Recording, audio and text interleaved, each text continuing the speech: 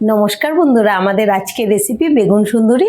বেগুনের রেসিপি তো অনেক করে খেয়েছেন, তবে আমাদের আজকের এই রেসিপিটা একবার করে খেয়ে দেখবেন। এটা বানানো খুবই সহজ, খেতে কিন্তু দারুণ টেস্টি হয়। তাহলে চলুন দেখে নিই আজকের রেসিপি। এখানে নিয়েছি আমি 5টা বেগুন, আর দেখুন বেগুনগুলো একদম টাটকা দেখে নিয়েছি, আর গোটা অবস্থায় ভালো করে ধুয়ে রেখেছি। আর এই রেসিপিটার জন্য এরকম ছোট সাইজের বেগুন দিয়ে কিন্তু খুব ভালো হয়।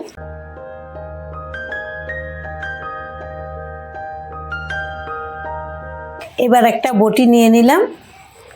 আমি বোটার দিকটা পুরোটা ফেলবো না, অল্প একটু ফেলে দেব। এই যে অল্প একটু ফেলেছি। এবার এই সাইড থেকে ধরে কেটে নেব।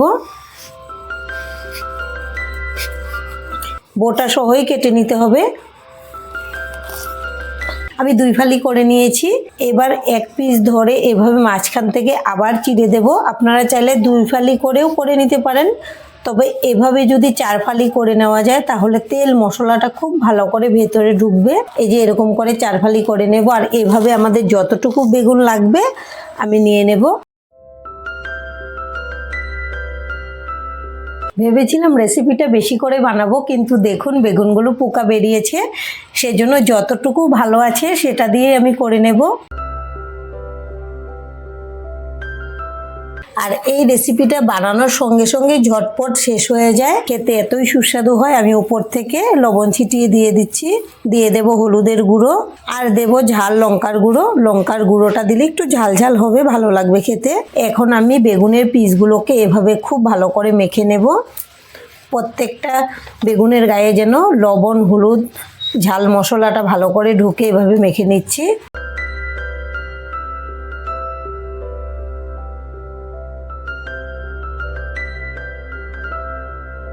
বেগুনের মধ্যে মশলা ভালো করে মেখে নিয়েছি। এখন এগুলোকে রেস্টে রাখবো 5 মিনিটের জন্য।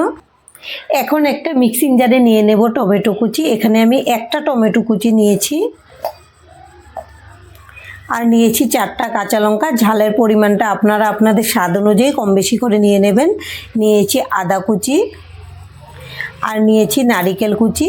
হাতের কাছে যদি নারিকেলটা থাকে অবশ্যই দেবেন, এতে রান্নার টেস্ট অনেকটাই বেড়ে যাবে। খুবই সামান্য দিয়ে দেব জল। এবার ঢাকনা লাগিয়ে এটাকে পেস্ট করে নেব। এখন আরেকটা মশলা রেডি করে নেব। একটা বাটিতে নিয়ে নেব জিরে গুঁড়ো,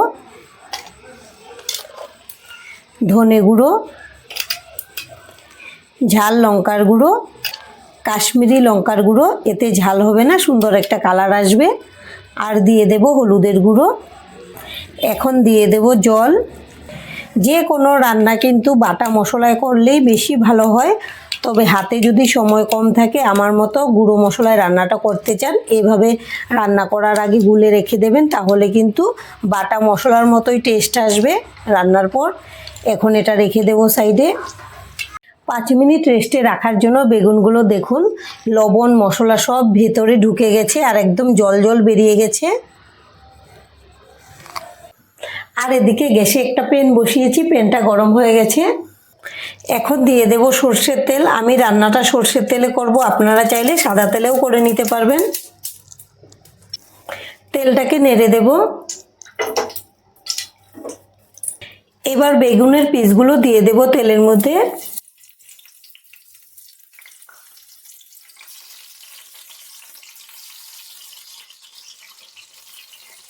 আমি একসঙ্গে 5টা দিয়েছি।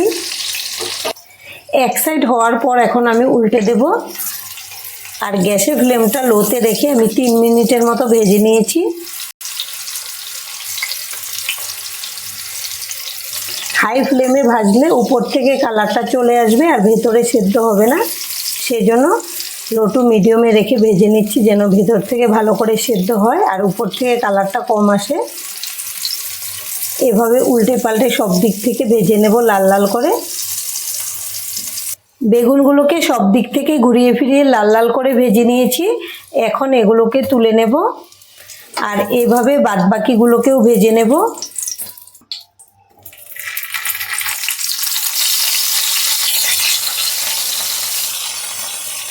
আমাদের সবগুলো বেগুন ভাজা হয়ে গেছে, আর তেলটা আমি একবারে বেশি করে দিয়েছিলাম যেন রান্নাটা হয়ে যায়। তবে তেলের পরিমাণটা আপনারা আপনাদের পছন্দ অনুযায়ী কম বেশি করে দিয়ে দেবেন। এবার ফোড়নের জন্য নিয়েছি একটা তেজপাতা 2 টুকরো করে নিয়েছি, দারচিনি 2টা এলাচ, 2টা লবঙ্গ, 2টা শুকনো লঙ্কা, আর নিয়েছি গোটা জিরে। সব কিছু একসঙ্গে দিয়ে দেব আর এগুলোকে নেড়েচেড়ে ভেজে নেব।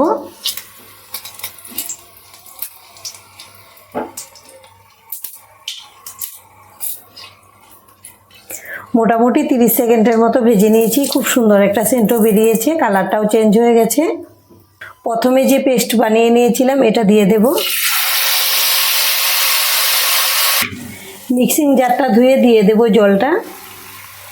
এবার নেড়েচেড়ে ভেজে নেব যেন এর কাঁচা সেন্টটা চলে যায় আর টমেটোর মধ্যে যে জলটা রয়েছে এটাও শুকিয়ে যাবে। আর আপনারা যে কোনো নিরামিষ দিনে এই রান্নাটা করে খেতে পারবেন। আমি কিন্তু পুরোপুরি নিরামিষভাবে করছি রান্নাটা। আর অনেক সময় এরকম হয় নিরামিষ দিনে কিছুই রান্না করে খেতে ভালো লাগে না, তখন আপনারা এই রেসিপিটা করে খেতে পারবেন, খেতে খুবই ভালো লাগবে। টমেটো বাটা দিয়ে মোটামুটি 5 মিনিট ভেজে নিয়েছি, তেলটাও কিন্তু ছেড়ে দিয়েছে। এবার দিয়ে দেব গুলিয়ে রাখা মশলাটা। গুলিয়ে রাখার জন্য মশলার দানাগুলো কিন্তু ফুলে অনেকটাই বড় বড় হয়ে গেছে। বাটিতে অল্প লেগে আছে, এটা ধুয়ে দিয়ে দেব।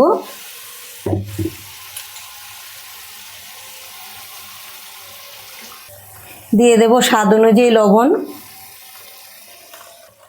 আর দিয়ে দেব সামান্য চিনি। এই রান্নাতে অল্প চিনির দানা পড়লে কিন্তু ভালো টেস্ট হয়। এবার মশলা একসঙ্গে কষিয়ে নেব। মশলা দেওয়ার পর 5 মিনিট নেড়েচেড়ে কষিয়ে নিয়েছি, আবারও কিন্তু তেলটা ছেড়ে দিয়েছে। আর এখানে নিয়েছি বড় চামচ দিয়ে 2 চামচ টক দই। দইটাকে একটু ফেটিয়ে নেব। আর এখন আমি গ্যাসের ফ্লেমটা একদম লোতে রেখেছি, যেহেতু দই দেব। দই দেওয়ার সময় গ্যাসের ফ্লেমটা লোতে রেখে রান্নাটা করতে হবে। আমাদের দইটা ফেটানো হয়ে গেছে, এবার আমি দিয়ে দেব।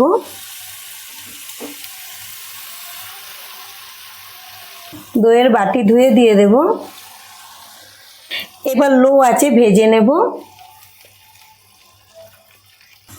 দই দেওয়ার পর আরও 3 মিনিট কষিয়ে নিয়েছি, আবারও তেলটা ছেড়ে দিয়েছে।